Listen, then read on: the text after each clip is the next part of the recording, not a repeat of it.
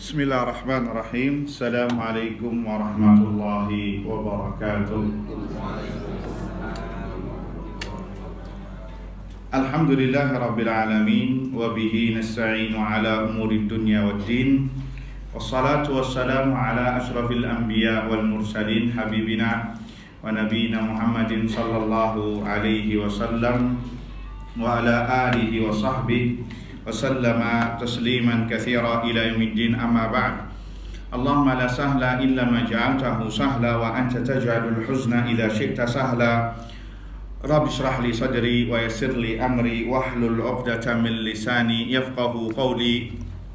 Allahumma inna nas'aluka 'ilman nafi'a wa rizqan thayyiba wa 'amalan mutaqabbala.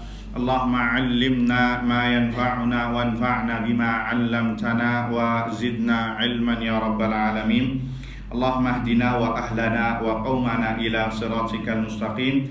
Allahumma aslih lana sya'nana kullah wa la takilna ila anfusina tarfata a'yun wa la hawla wa la quwwata illa billah, amma ba'd.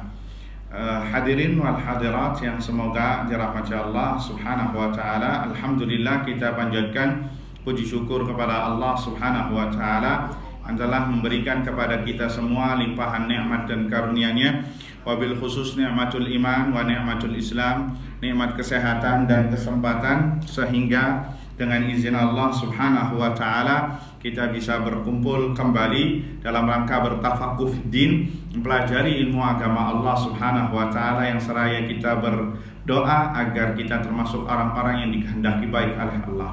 Allahumma amin. Salawat serta salam kita haturkan kepada Nabi kita Muhammad sallallahu alaihi wasallam, kepada keluarganya, kepada para sahabatnya, dan yang setia meniti di atas sunnahnya hingga hari kiamat kelak. Allahumma amin. Bapak Ibu yang dirahmati Allah subhanahu wa ta'ala, kaum muslimin wal muslimat yang semoga dirahmati Allah azza wa jalla, kembali kita membahas kajian kita pada mungkin sebelum Ramadan ya, dan sebelumnya juga tentang bahwa amal saleh itu bisa menggugurkan dosa. Ya, ini bagian yang keduanya sebenarnya.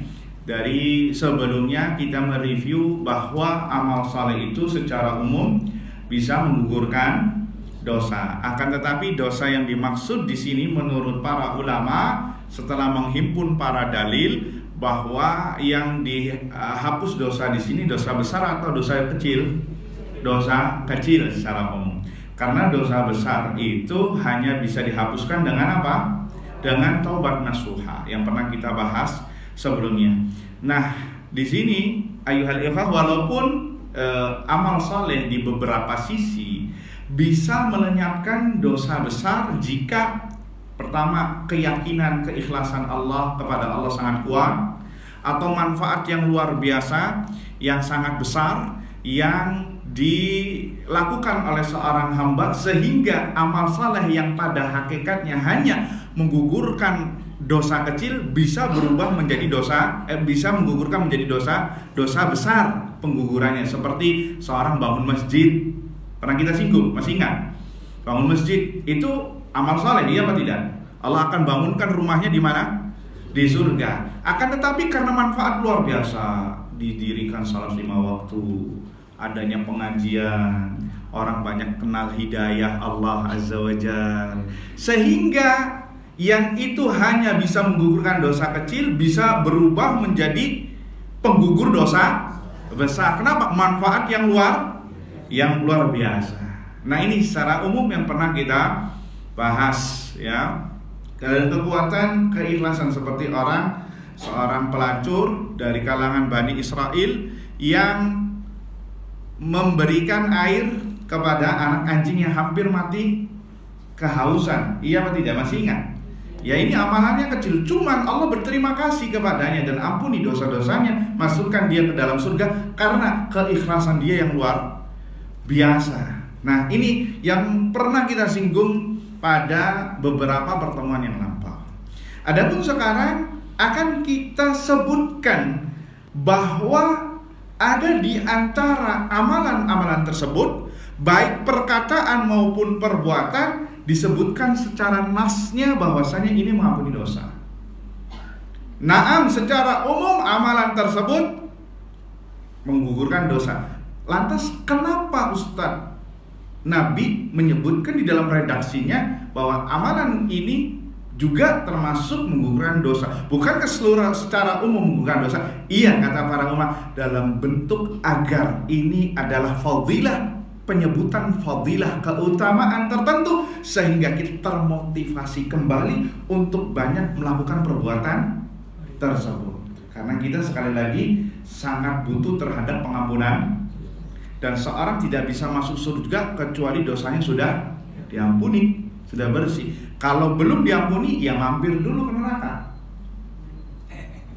Iya, mampir dulu kan, sampai dibersihkan. Pengampunan dosa itu banyak. Ada yang dosa itu dibersihkan bisa dengan diampuni sebelum masuk surga, atau dosa itu dibersihkan dengan dimasukkan ke dalam neraka, seperti itu. Nah, berarti kita butuh nggak untuk pengampunan dosa? Sangat-sangat butuh. Makanya dalam pembahasan ini, sekali lagi saya bawakan khusus untuk di pengajian sini kitab Wasiat Sughra, wasiat kecil secara materi, secara isi, tapi isinya besar, yang dituliskan oleh Syekhul Islam Ibnu Taimiyah rahimahullahu ta'ala, yang disyarah oleh dosen kami, Syekh Sulaiman Ibn Salimillah Ar-Ruhaili hafizahullah ta'ala. Kitab ini sudah pernah saya bahas tuntas di salah satu pengajian beberapa tahun yang lalu, 5 tahun,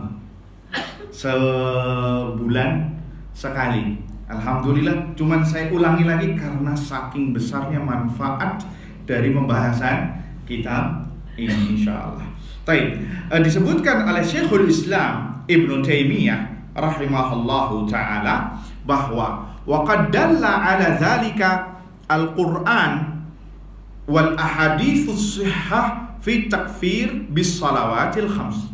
Sungguh telah banyak dalil yang disebutkan oleh Al-Quran dan hadis sahih bahwasannya penghapusan dosa itu bisa dengan salat 5 waktu, dengan Jumat, dengan puasa Ramadan, ya, dengan puasa secara umum, dengan haji dan sairul a'mal, dan beberapa amalan-amalan allati yuqalu fiha, yang disebutkan di dalamnya man qala kadza, barang siapa yang mengucapkan ini, wa amila kadza, yang mengamalkan ini, akan diampuni dosanya, atau akan diampuni dosanya yang telah lampau. Dan itu banyak sekali di kitab-kitab hadis, terutama kitab hadis yang menyebutkan tentang keutamaan amalan. Tentang keutamaan amalan. Baik, kita akan bahas amalannya apa saja yang diperinci di sini oleh para ulama. Disebutkan oleh Syekh Sulaiman Ibn Salimillah Ruhaili hafizahullahu ta'ala. Kata Syekh hafizahullahu ta'ala mengatakan, fahadhil a'mal, amalan-amalan ini ya, ternyata ada amalan yang bisa menggugurkan dosa seorang hamba perharinya, seperti sholat 5 waktu. Ada yang menggugurkan dosa hamba per pekannya, seperti Jumat ke Jumat. Ada pengguguran dosa seorang hamba per tahunnya, seperti dari Ramadan ketemu dengan Ramadan lainnya. Karena ada hadis Nabi sallallahu alaihi wasallam, as-salawatul khams, salat 5 waktu. Kemudian dari Jumat ke Jumat. Kemudian dari puasa ke puasa. Dalam riwayat lain, ya ini biasa digunakan oleh para travel, tapi hadisnya sahih. Dan dari umrah ke umrah berikutnya, ya, antara umrah yang satu kemudian dia umrah berikutnya, itu adalah penggugur dosa selagi dia tidak melakukan dosa besar. Maka dari sini hukum asal amalan seorang hamba itu melenyapkan dosa, akan tetapi dosa kecil. Baik. Kemudian juga ada tipikal amalan yang bisa menggugurkan dosa yang telah lampau, seperti puasa Ramadan. Nabi sallallahu alaihi wasallam bersabda, "Man shoma Ramadhana imanan wa ihtisaba, ghufira lahu ma taqaddama min dzambihi. Barang siapa yang puasa Ramadan karena iman dan ihtisab, ya, karena iman dan ihtisab, sebentar, maka akan diampuni dosa-dosanya yang telah lampau. Yang telah lampau ini artinya dosa-dosa yang telah lalu. Walaupun ini ada khilaf di antara ulama, begitu juga apakah dengan atau dosa kecil. Kemudian juga seperti ibadah haji. Ibadah haji, kata Nabi sallallahu alaihi wasallam, man hajja hadzal bait, barang siapa yang berhaji di rumah ini, yakni Ka'bah, falam yarfuth walam yafsuq, kemudian dia tidak berbuat maksiat, tidak berkata senonoh, dan tidak melakukan pelanggaran, raja'a min dzunubihi kayaumi waladathu ummuhu, maka dia kembali ke tanah airnya dalam keadaan bersih dari dosa. Kata para ulama, jika hajinya dibarengi dengan taubat nasuha, maka seluruh dosanya diampuni. Tapi ada sebagian orang yang haji hanya sebagian dosanya saja yang diampuni. Ada lagi yang diringankan dosanya. Ada lagi yang pulang ke tanah air bukan dosa yang diampuni, malah semakin dosa. Kenapa? Karena kalau nggak dipanggil Pak Haji atau Ibu Hajah, cemberut mukanya, ya. Oh, kamu ini nggak sopan. Saya hajinya sebelum ada pesawat terbang loh, ya, tahun 70-an masih pakai kapal air. Yang sopan kamu nggak sopan, ya.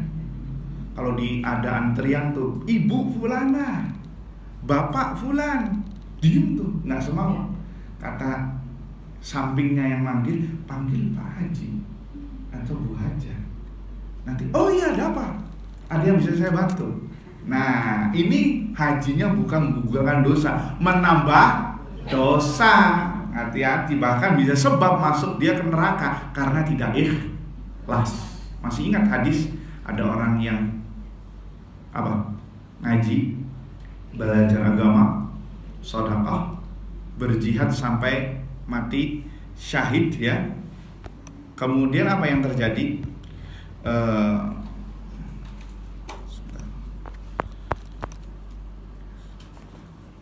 Apa yang terjadi? Akhirnya orang ini dijeburkan ke neraka jahanam. Gara-gara apa? Gara-gara ingin mendapatkan pujian. Yang belajar agama supaya dipanggil ustaz, ustazah, orang alim. Yang belajar Al-Quran supaya dibilang suaranya enak, didengar merdu kayak Syekh Sudes, kayak Imam Harom, ya. Apalagi kalau sudah mau Ramadan, latihan suara dulu karena mau jadi imam tarawih, ya. Hati-hati. Yang sedekah supaya dibilang tajir, yang bersosial, ya, yang nih saya nih orang yang perhatian dengan orang yang miskin, yang mati syahid, ya, supaya dibilang pahlawan negara, supaya namanya ada di nama jalan depan rumahnya, ya, jalan Kapten ini Fulan bin Fulan, orangnya udah mati, ya. Maka kata Allah, kadzabta, engkau berdusta, engkau melakukan supaya ini supaya itu. Nah, jangan sampai orang yang haji ini, ya Allah saya berhaji untukmu, engkau dusta, engkau haji supaya ada titel hajinya atau hajahnya, dan sebutan itu sudah engkau dapatkan di dunia, sekarang diseret ke dalam api neraka. Waliyadzu billah. Nas'alullah salamata wal afiyah. Sehingga haji yang dimaksudkan Nabi sallallahu alaihi wasallam bisa menggugurkan dosa adalah ikhlas karena Allah dan tidak melakukan pelanggaran. Nah, kan sekarang lagi ramai. Kan sekarang Arab Saudi sudah membolehkan nggak pakai mahram, ya, mau umroh mau haji, sah apa tidak? Sah hajinya, tapi Anda berdosa. Kita nggak lihat peraturan Arab Saudi, tapi lihat peraturan agama yang nggak bisa diganggu juga. Sebagian travel yang nakal, mudah-mudahan travel ini enggak, ya. Travel yang nakal apa? Beli mahram. Di mana? Di imigrasi atau di mana? Udah ente pura-pura aja jadi mahram. Ya ini sama ini kalau ditanyain ente apanya ini anak kandung saya, ini keponakan saya. Manusia bisa Anda kelabui, tapi Allah tidak bisa dikelabui. Allah tidak bisa dibohongi, karena ini masalah ibadah. Gimana umrohnya mau berkualitas? Gimana hajinya mau mabrur?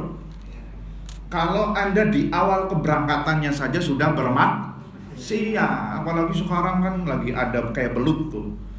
Udah nggak apa-apa, yang penting nyampe ke Mekah dulu. Udah nggak usah pakai visa haji. Udah kita gimana caranya mukim dulu di Mekah dari bulan Ramadan. Ya, karena peraturan itu udah mulai ketat setelah di Syawal. Ya, Syawal ini sudah ketat. Antum umroh di bulan Syawal kemarin itu imigrasi rada ketat ketimbang ya di sebelumnya. Bahkan naik kereta cepat dari mulai sebelum Ramadan itu sudah ditanyain paspornya. Yang sebelum-sebelumnya naik kereta cepat tuh nggak pakai. Kenapa? Karena antisipasi ada orang yang nyelinap ke Mekah semenjak dari bulan Ramadan. Kan di situ 3 bulan. Ya, kalau sudah di Mekah kan aman, kata sebagian orang. Akhirnya apa? Tidur juga di hotel. Nah, kenapa? Anda aman dari orang, tapi belum tentu aman dari Allah, karena yang menjaga Mekah adalah Allah Azza wa Jalla. Masih ingat hadis ayat Alam tara kaifa fa'ala rabbuka ya ashabil fil. Ingat, Allah yang menjaga Ka'bah. Segala sesuatu yang terjadi keributan atau kejahatan di Mekah, hati-hati. Dan ini sering kita wanti-wanti kepada para jamaah umroh ketika membimbing. Ingat Pak, Bapak melakukan kemaksiatan di Mekah itu berbeda dosanya ketika di tanah air. Sebagai contoh aja, rokok. Ya, kita katakan rokok itu haram. Ya, sesuai keyakinan kita, dan jumhur para ulama mengatakan haram, bukan halal. Apalagi sampai mengatakan halal, nggak benar nih, ngaco. Bapak silakan ngerokoknya ngumpet-ngumpet, tapi tidak bisa ngumpet-ngumpet di hadapan Allah, apalagi di Makkah. Antum harus ingat ada ayat di dalam surat Al-Hajj. Allah Azza wa Jalla mengatakan, "Wa man yurid fihi bi ilhadin bi dzulmin nudzikhu min adzabin alim."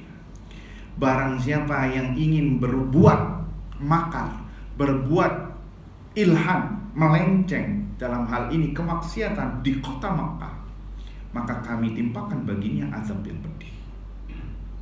Ini nas Quran. Orang yang berbuat maksiat di Makkah bisa jadi dapat cashnya langsung.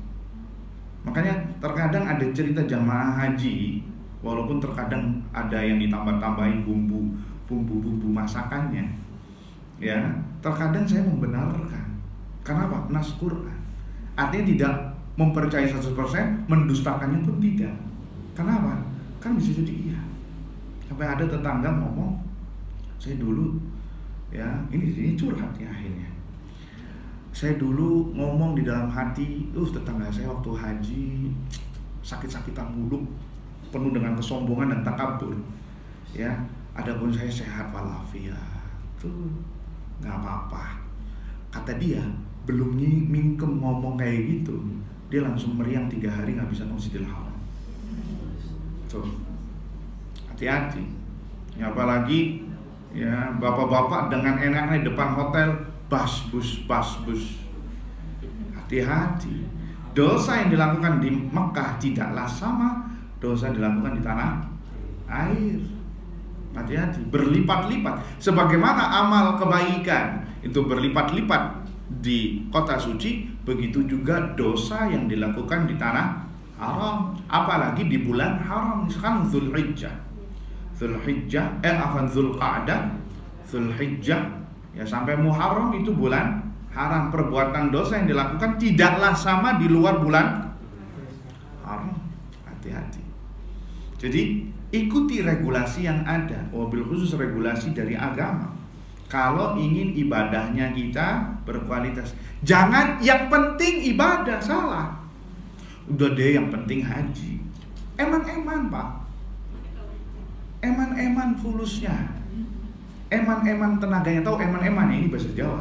sayang duitnya, sayang tenaganya, sayang sama semuanya. Kenapa? Gak berkualitas. Kalau kita dapat nilai A, bisa dapat nilai A, ngapain lulus dengan nilai C? Iya atau tidak? Ya percuma. Anda gak mabrur, padahal sudah nunggu 2 tahunan. Ya, oh tenang, saya kan bisa haji furoda, gampang, duit bisa cari lagi. Ya silakan, Anda akan dimintai pertanggungjawabannya di hadapan Allah, dan Anda berdosa. Sempat ada satu lagi ngomong kayak gini, dosa di tanah air tapi berdampak di tanah suci. Ketika ditanya di bandara, Ibu Masya Allah haji. Saya sebenarnya gak mau haji, cuman omongan desakan anak saya saja. Anak sih gak pengen haji ngomongnya. Apa yang terjadi? Allah gak terima sama ucapan ini. Awal datang di Mekah sakit, sampai sepulang, sampai mendekati kepulangan tanah air baru sembuh. Sehingga dia gak ngapa-ngapain, gak tahu tuh dia wukuf di Arafah apa tidak. Tuh, ucapan ini bisa berbahaya. Jadi antum ketika berada di Mekah, berada di Madinah juga, ya hati-hati, karena perbuatan dosa jangan dianggap remeh, apalagi di tempat yang suci. Ya, lihat Ibnu Abbas itu penduduk Mekah, ya sampai. Tapi kenapa kuburannya ada di Taif? Iya, kuburannya ada di Taif. Karena beliau di akhir hayatnya merasa takut dengan ayat yang tadi saya bacakan. Wa man yurid fihi bi ilhadin bi dzulmin nuzikhu min azabin alim. Barang siapa yang berbuat maksiat di Mekah, maka kami akan berikan azab yang besar. Maka beliau di akhir hayatnya pindah ke kota Taif, takut dengan ayat ini sehingga sampai wafatnya. Tuh lihat, bukan untuk nakut-nakuti, cuman kita harus lebih mengkultuskan sebagaimana mestinya. Ya, ngomong lagi umroh, lagi haji, ngomongin satu jamaah kloternya, ya ngomong yang nggak bener, ngomong kotor, ngomong jorok dan lain sebagainya. Hati-hati. Ya, baik. Ini kalau kita bahas haji ini nggak kelar-kelar, ya akhirnya berubah kajiannya jadi manasik Pak ya. Baik. Ikhwani fiddin azani Allah, semoga antum semua, ya bapak-bapak, ibu-ibu yang belum umrah dan belum haji diperkenankan, dimudahkan oleh Allah menjadi tamunya. Allahumma amin. Dan begitu juga para pemirsa yang ada di rumah dimanapun Anda berada, mudah-mudahan diberikan rizki oleh Allah sebelum wafatnya untuk bisa menjadi tamu Allah ya di Ka'bah, entah itu di momen ibadah umrah atau di momen ibadah haji. Allahumma amin amin ya rabbal alamin. Khani biddin azani Allah wa iyyakum. Kembali ke pembahasan, ya kata Syekhul Islam, wasairul a'mal allati yuqalu fiha man qala kadza. Dan begitu juga amalan-amalan yang lain yang apabila seorang mengucapnya maka akan diampuni dosanya. Seperti apa? Contoh perkataan Nabi, hadisnya di Sahih Muslim, Sahih Bukhari Muslim, idza qala ahadukum amin. Apabila salah seorang di antara kalian mengatakan amin, yakni ketika salat berjamaah, ya, wa qalatil malaikatu, kemudian malaikat juga sama, malaikat juga mengatakan amin ketika imam mengatakan waladhdallin.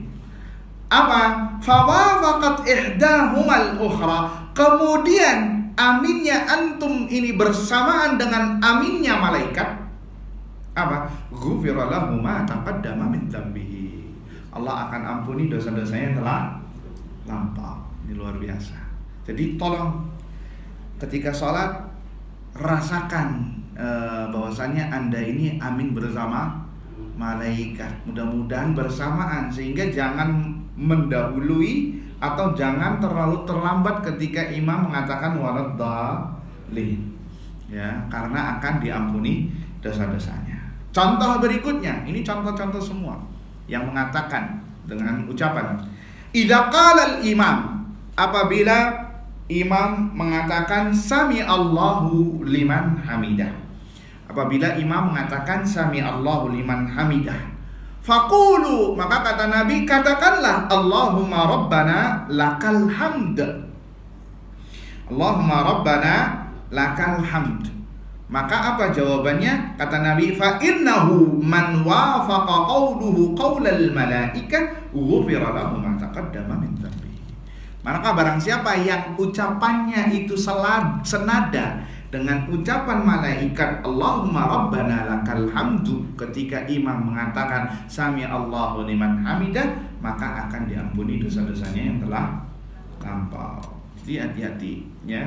Dan ini juga, kalimat ini berlaku bagi imam dan makmum. Sebagian imam mencukupkan diri mengucapkan sami Allahu liman hamidah, kemudian habis itu ruku salah ya.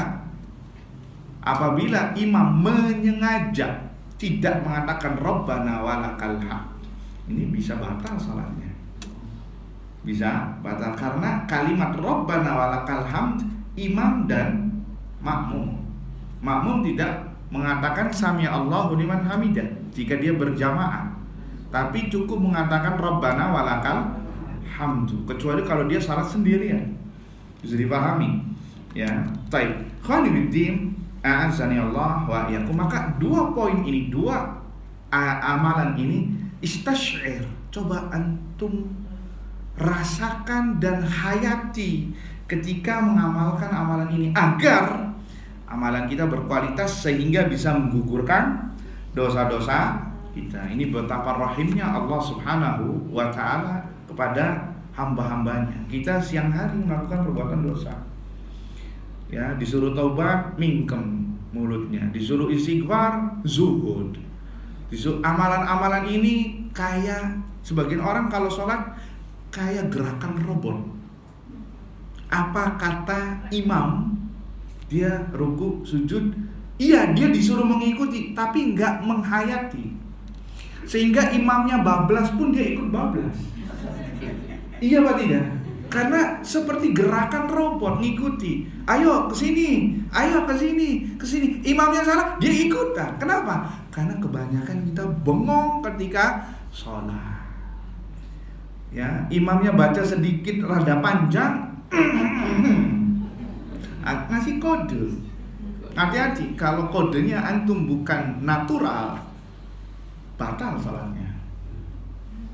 Pura-pura tapi dia lagi nggak seperti itu, batal karena dia melakukan perbuatan yang menyengaja di luar sholat, atau pura-pura batuk. Ini juga melakukan perbuatan di luar sholat, bisa batal kalau sekali lagi disengaja. Kalau sekedar tidak disengaja, memang dia butuh seperti itu, maka itulah sesuatu yang dimaklumi, bisa dipahami. Ya, hati-hati. Sebagian orang kalau sholat ya mirip robot. Bahkan dia nggak sadar dia ini sedang sholat. Tahu-tahu sudah tahiyat. Tahu-tahu ketika imam dikagetkan dengan mengatakan Assalamualaikum warahmatullah, Assalamualaikum, baru dia sadar, yo saya lagi sholat. Sebagian orang ketika Allahu Akbar, infatahat alaihi dunia, dunia langsung masuk.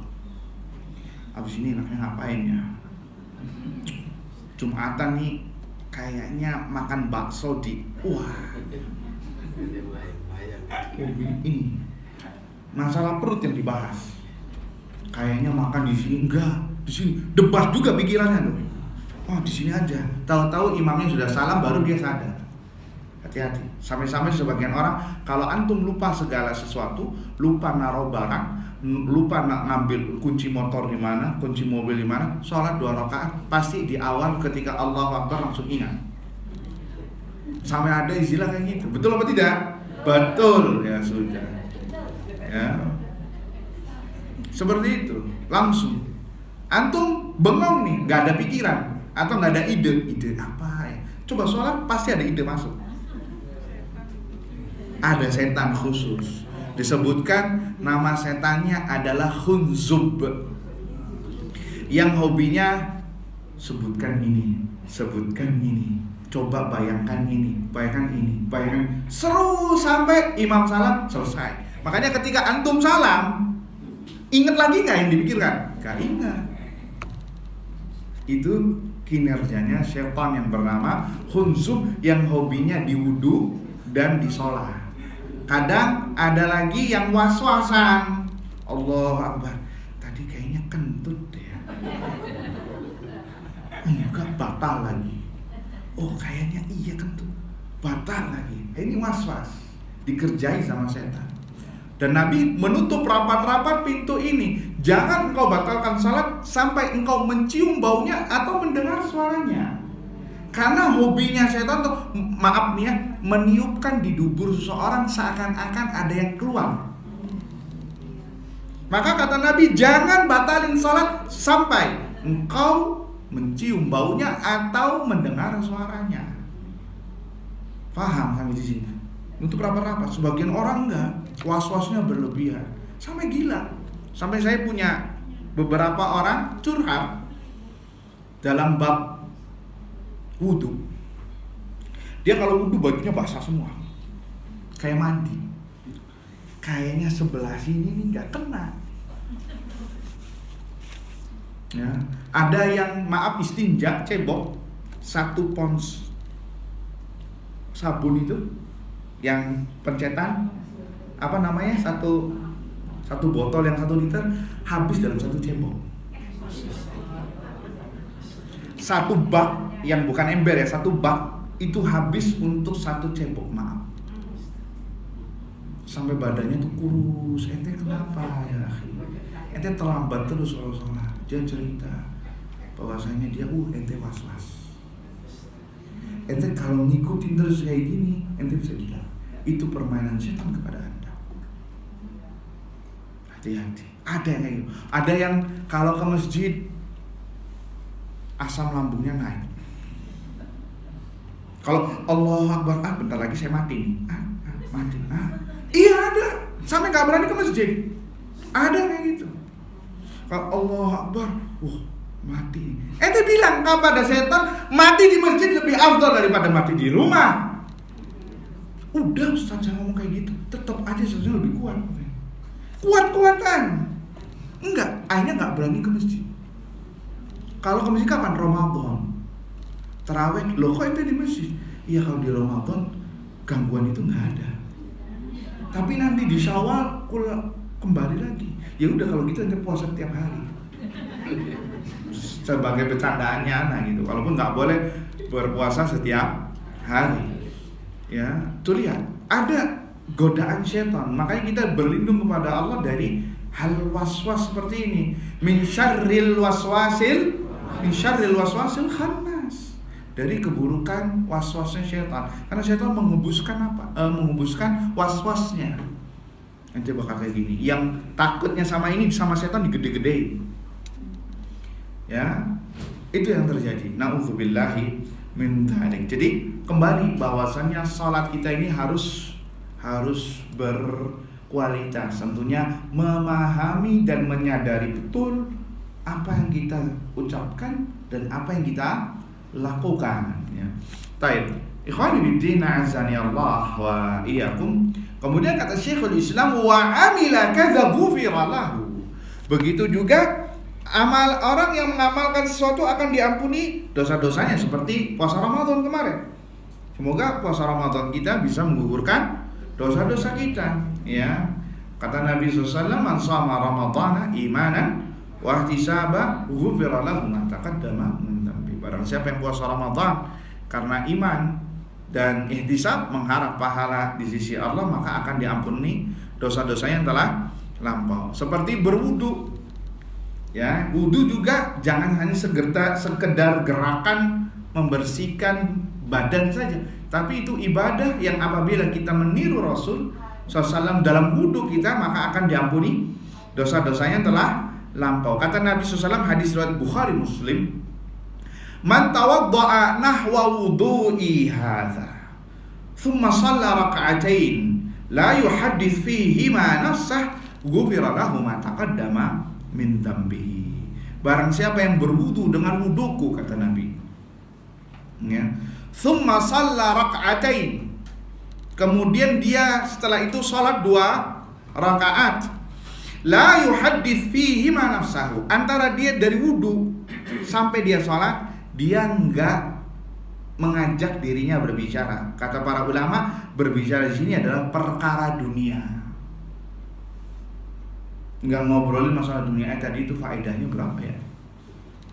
Tadi itu keuntungannya kita berapa? Ini perkara-perkara dunia, dari dia wudu sampai salat 2 rakaat. Bal yuqbil ala salatihi, bahkan dia benar-benar fokus, benar-benar menghadap Allah dari salatnya dari awal sampai akhir. Apa kata Nabi SAW? Ghufira lahu ma taqaddama min dzambihi, Allah ampuni dosa-dosanya yang telah lampau. Ini luar biasa. Salat kita harus kita evaluasi. Salat 5 waktunya kita bagaimana? Salat subuhnya kita bagaimana? Salat tahajudnya, salat 5 waktunya bagaimana? Apakah hanya sekedar salat, wudu, salat? Yang sebagian orang nggak zikir juga, zikir sambil jalan aja, ketemu di pintu, ketemu sama orang. Ya, ini strategi setan memalingkan seorang dari ibadah. Udah sholatnya sambil berjalan aja. Kan Allah mengatakan alladzina yadhkurunallaha qiyaman wa qu'udan wa ala junubihim, dan orang-orang yang berzikir kepada Allah dengan berjalan. Ya udah, itu berjalan, jangan duduk. Ya udah deh, karena zikirnya berjalan. Sampai di pintu ketemu sama temennya yang sudah 1 tahun nggak ketemu. Udah, apa kabar? Gimana, sehat? Lupa tuh sama zikirnya. Kira-kira bakal zikir lagi nggak? Tuh lihat, ya, itu strategi setan, ya, menjauhkan manusia dari Allah dengan step-stepnya, slow but sure, ya, pelan tapi pasti, step by step. Ya, orang dilakukan zina itu nggak langsung zina, ya, tapi ada strategi marketing setan di situ. Ingat, setan juga punya marketing manajemen. Buktinya banyak orang yang terjerembab dalam perbuatan ini. Disebutkan oleh para ulama, apa? Dosa zina dosa yang paling besar juga diantara. Pertamanya apa? Tidak menundukkan pandangan, matanya jelalata. Fal nazratu, ucapannya, pandangannya, habis pandangan baru apa? Ibtisam, senyuman. Habis senyuman, fa kalamun, kenalan, omongan, namanya siapa, tinggal di mana, iya kan? Wafil akhir faliqaun, baru check in di hotel, kenalan, akhirnya ketemuan di satu tempat, akhirnya terjadilah apa yang terjadi. Kenapa? Sutradaranya syaitan. Yang ketiga ini syaitan. Jadi nggak terjadi langsung zina, kecuali orang yang sudah meniatkan zina waliyadzubillah kepada orang-orang yang suka jajan. Tapi ini kita berbicara secara umum dengan manusia yang normal, yang belum pernah melakukannya. Jadi ada syaitan yang hobinya, dan memang secara umum syaitan dari kalangan jin dan manusia mengajak seperti ini. Dan kita pernah bahas bahwasanya syaitan adalah setiap yang menghalangi manusia dari jalan Allah, itu syaitan, baik dari kalangan jin dan dari kalangan manusia. Dan mana yang tidak dirasakan atau tidak disadari itu syaitan dari kalangan manusia, karena tidak disadari. Bisa jadi pasangan hidup kita dari kalangan manusia, karena tidak disadari. Bisa jadi pasangan hidup kita nanti, ente masih masa depannya masih cerah, masih panjang, ente masih muda, ngapain sedekah? Udah jangan sok alim deh. Nah, hadza syaitan. Itu adalah apa? Syaitan yang berjubahkan manusia. Selagi kalau azan sholat, antum di jalan, ayo kita ke masjid. Aduh, dikit lagi nyampe rumah. Udah sampai rumah aja, tangguh. Nanti belum parkirnya, belum bayar parkirannya, belum orangnya nyebelin apa. Aduh, udah sampai rumah. Hadza syaitan. Ini adalah Setan yang berjubahkan manusia, yang kebanyakan manusia tidak menyadarinya. Dan setan dari kalangan manusia lebih tajam dan lebih bahaya ketimbang setan dari kalangan jin. Setan dari kalangan manusia bisa bubarin kajian, Pak. Iya atau tidak? Bisa dibubarin, bisa di-cancel kajian. Tapi dari kalangan jin bisa nggak? Nggak bisa. Paling cuma bisikin aja, yuk kita kesini. Tapi bubarin kajian nggak bisa. Makanya setan dari kalangan jin itu berterima kasih kepada setan dari kalangan manusia. Bahkan merasa tanggung, Masya Allah, Anda lebih setan daripada saya. Hah? Ya buktinya kajian bisa dibubarin, pembangunan masjid dipersulit, ya pembangunan pesantren juga sama dipersulit. Kenapa? Ini lebih setan daripada setan aslinya. Dan itu survei membuktikan, ya, survei membuktikan, ya. Makanya hati-hati, periksa coba kanan kiri Anda, maksudnya bukan di pengajian ya, periksa circle Anda, ya, semuanya, apakah dia setan ataukah bukan. Karena hati-hati, ya, karena itu yang akan bisa menjerumuskan seseorang. Ikhwani fiddin, azani Allah wa iyyakum. Dan amalan-amalan yang senada ini sangat banyak, ya, amalan-amalan yang bisa menggugurkan dosa, dan itu disebutkan di dalam kitab-kitab hadis. Sebagai contoh, ada amalan yang simple, ya, apabila kita melakukannya dengan sesuai sunnah maka akan menggugurkan dosa. Di antaranya adalah makan dan minum. Allahu Akbar. Antum makan, dikasih makan sama Allah, dikasih minum sama Allah, dikasih rezeki, kemudian Anda melakukannya setelah itu dengan satu doa, diampuni dosa-dosanya. Dalam sebuah hadis yang diriwayatkan Abu Dawud, Tirmizi, dan disahihkan oleh Syekh Al-Albani rahimahullahu ta'ala, man akala ta'aman, barang siapa yang mengatakan, barang siapa yang makan makanan, masuk di dalamnya juga minum, ya. Afwan, barang siapa yang makan makanan, disebutkan minum. Tsumma qal, kemudian dia mengucapkan doa setelah makan, alhamdulillahilladzi at'amani hadzal ta'ama wa razaqanihi min ghairi haulin minni wala quwwah. Ya, segala puji bagi Allah yang telah memberiku makan makanan ini dan memberikan rizkiku darinya, min ghairi haulin minni wala quwwah, yang tidak ada daya dan upaya dariku kecuali dari Allah Azza wa Jalla, maka ghufira lahu ma taqaddama min dzambi, maka akan diampuni dosa-dosanya yang telah lampau. Allah Akbar. Antum dikasih makan gratis, udah gitu diampuni dosanya dengan membaca doa ini. Ya subhanallah, ini betapa rahimnya Allah kepada kita semua. Wa man labisa thawban, dan barang siapa yang mengenakan pakaian, yakni pakaian yang baru di sini. Dan ini khilaf di antara ulama, ada yang mengatakan seluruh pakaian. Di sini Syekh Sulaiman lebih merojehkan pakaian yang baru. Kemudian dia mengucapkan doa, alhamdulillahilladzi kasani hadza. Barang siapa alhamdulillah, segala puji bagi Allah yang telah memberikan pakaianku ini, wa razaqanihi, dan menjadikannya rizki bagiku, min ghairi haulin minni wala quwwah, tidak ada daya dan upaya dariku kecuali darinya, ghufira lahu ma taqaddama min dzambihi, maka akan diampuni dosa-dosanya telah lampau. Luar biasa, ya. Ini diantara amalan yang remeh dan ditutup dengan doa, ya, kemudian diampuni dosa-dosanya telah lampau. Subhanallah. Kemudian ayyuhal ikhwah hadirin wal hadirat, semoga dirahmati Allah Azza wa Jalla. Wa minha, diantaranya amalan tersebut, ihsanul istighfar fi akhiri as-salah, beristighfar di akhir salat, yakni di akhir salat, fi akhiri salat, sebelum salat, ya. Maka ini juga termasuk yang akan menggugurkan dosa, ya. Telah warid dari Nabi Sallallahu Alaihi Wasallam bahwasanya Nabi SAW masuk masjid, Ternyata ada orang yang lagi sholat, di akhir sholatnya lagi tasyahud, kemudian dia mengatakan setelah selesai dari tasyahud, ya tasyahud akhir, kemudian dia berdoa, Allahumma inni as'aluka ya Allah al-ahad as-samad. Antum bisa hafalkan doa ini.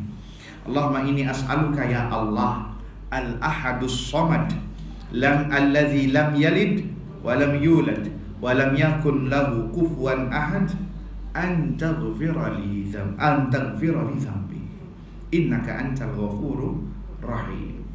Ya Allah, sesungguhnya aku mohon kepadamu ya Allah, yang engkau ini al-ahad as-samad, yang tunggal, dan as-samad yang maha tidak membutuhkan makhluk, berdiri sendiri. Alladzi lam yalid wa lam yulad, yang tidak beranak dan diperanakkan. Wa lam yakun lahu kufuwan ahad, dan tidak ada yang sekufu, setara dengan engkau. Apa? Doanya ini tawassul ya, tawassul dengan Asmaul Husna. Doanya antaghfira li dzambi, ampunilah dosaku. Innaka antal ghafurur rahim, sesungguhnya engkau maha pengampun lagi maha penyayang. Nabi yang mendengar doa ini langsung apa komentar beliau?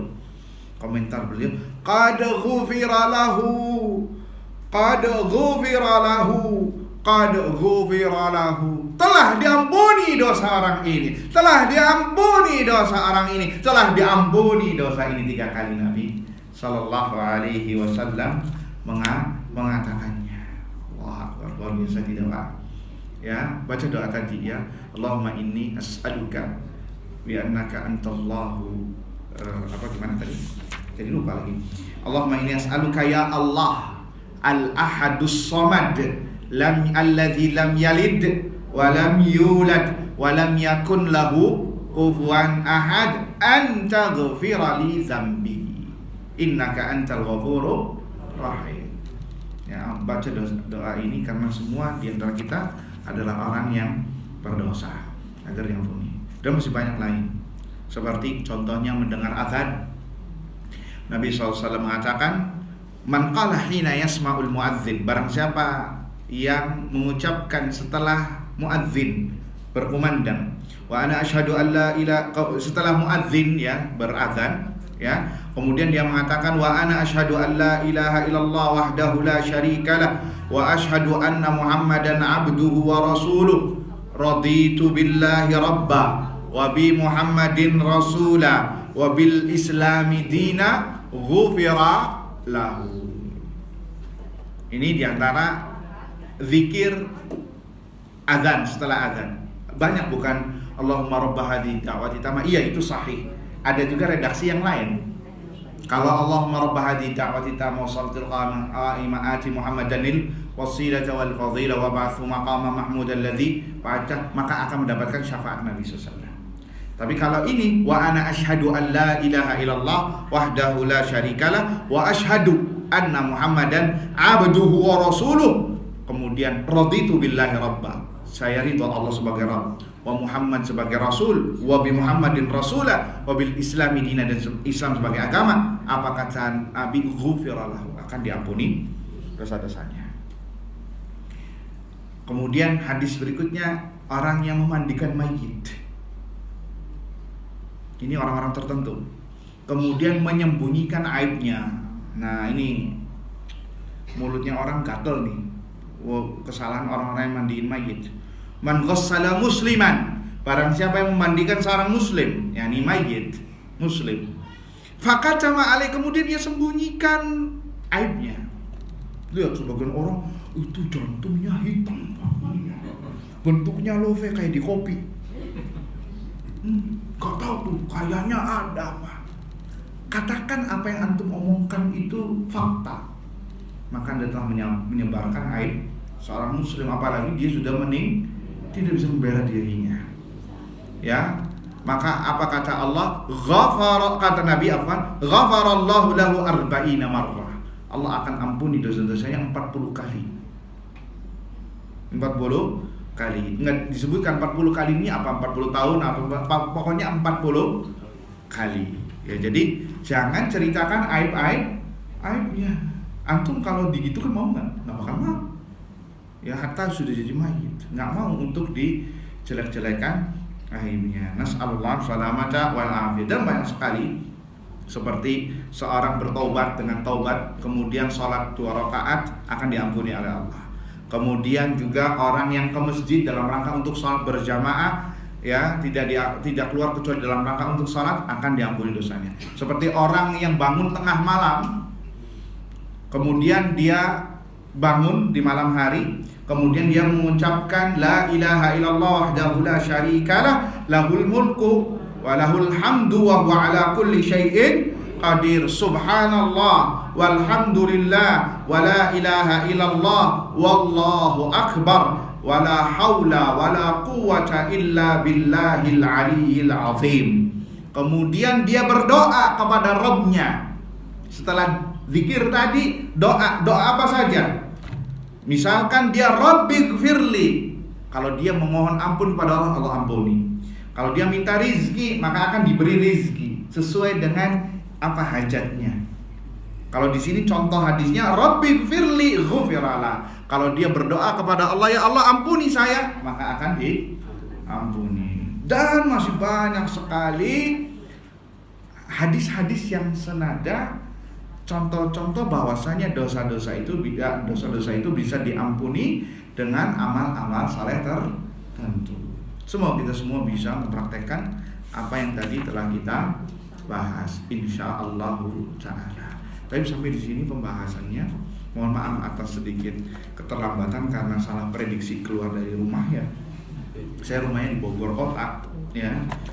Dan kalau sedikit keluarnya sudah agak terlambat, maka kesini juga akan terlambat. Mohon dimaklumi. Wallahu ta'ala alam. Jika ada 1 atau 2 pertanyaan, dipersilakan untuk bisa mengejar sholat Jumat. Nah, jika ada yang mau bertanya, nah, soal fadhal, silakan.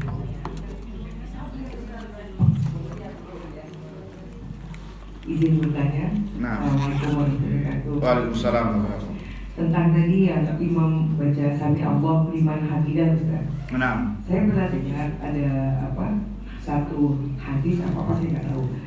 Makmumnya bilang sami Allah liman hamidah, Rabbana walakal hamd, hamdan katsiran thayyiban mubarakan fi.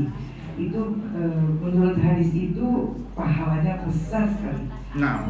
Rasul itu katanya bertanya, siapa yang mengucapkan itu? Apakah boleh didawamkan, boleh dirutinkan setiap kali kita bangun dari ruku, kita terus membaca itu sampai Allah liman hamidah, hamdan katsiran thayyiban mubarakan. Nah, sebagian ulama mensahihkan hadis tersebut sehingga boleh dirutinkan. Sepanjang pengetahuan saya, sebagian ulama lagi ada yang mendhaifkannya. Wallahu taala a'lam, harus dilihat ulang ya sanad dari hadisnya. Katakan jika hadis itu benar ya, maka itu hanya tambahan yang sifatnya sunnah, bukan wajib. Adapun yang wajibnya sampai Rabbana walakal hamd, itu yang kadar wajibnya.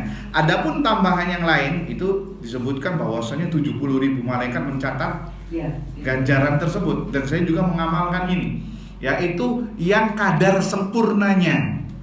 Kadar sempurnanya. Adapun kadar wajib hanya sampai Rabbana walakal hamdu. Wallahu taala a'lam. Nanti perlu di cross check ulang ya tentang hadis ini, dan disebutkan di Hisnul Muslim ya, Said Al-Qahtani ya, buku saku benteng seorang muslim ya. Dan kami sarankan antum untuk mempunyai buku ini, saku muslim yang isinya doa dari bangun tidur sampai tidur lagi.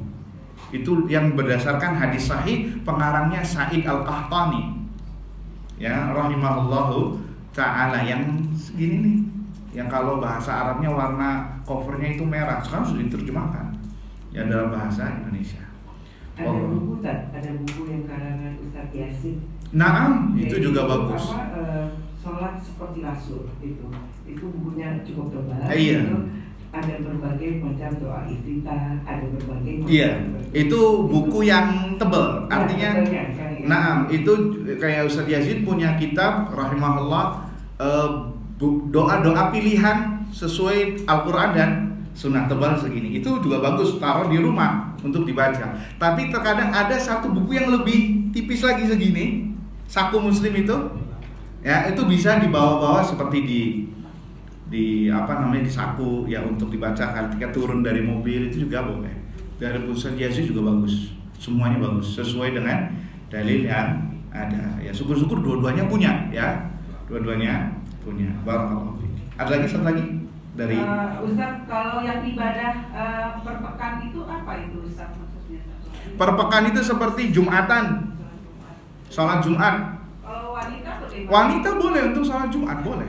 Enggak, selain enggak dia mengerjakan sholat Jumat, jadi wanita ibadah makanannya apa?